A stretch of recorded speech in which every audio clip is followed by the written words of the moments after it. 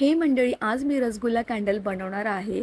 तर रसगुल्ल्याचे जे बॉल्स असतात ते मी ते सर्वात पहिले ठेवले, जे मी विदाऊट मोल्ड बनवलेले आहेत. त्यानंतर एक सर्वात मोठी चूक झाली गाईज, मी वॅक्स गरम गरम मेल्ट करून गरम गरम त्याच्यामध्ये पोर केलं.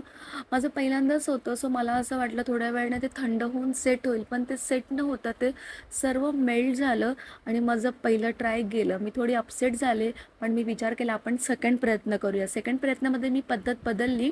पहिले वॅक्स टाकलं आणि त्याला 50% to 60% थंड केलं आणि त्याच्यावर तो बॉल ठेवला. पण तो बॉल तुम्ही बघताय हळूहळू परत खाली चालला आहे.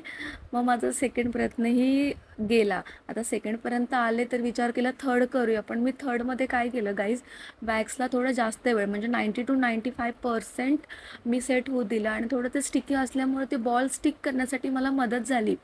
आणि हळूहळू मला थोडं सॅटिस्फॅक्शन मिळत गेलं, जसं मला हवं होतं. मग त्याला डेकोरेशन करण्यासाठी मी गुलाब